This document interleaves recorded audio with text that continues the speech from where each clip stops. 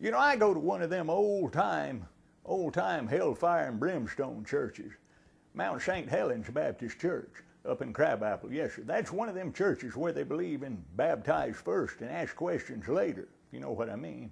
And I like that church. I've been going there a long time, but the only problem is the preacher has a tendency to get a little too long-winded for me.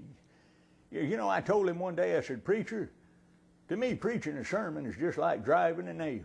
He said, "What do you mean?" I said, "Well, that may be a tough piece of lumber, but I said, once you get it drove in, they ain't no use to just stand there and keep beating on it."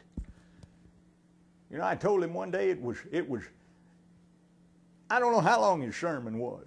He just kept on preaching and kept on preaching and kept on preaching. Well, finally, I had work to do. I just got up and got my coat and hat and started walking toward the door, and he stopped. He said, "Milton Crabapple, where are you going?" I said, "Well, preacher, I'm going home to mow my hayfield." He said, "Well, if the hayfield is all fired important, how come you didn't mow it before you come to church?"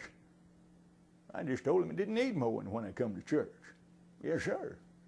I said, "Preacher, anybody ever told you they could just sit and listen to you preach all day long?" He said, "No, they never have." I said, "Well, what give you that idea then?"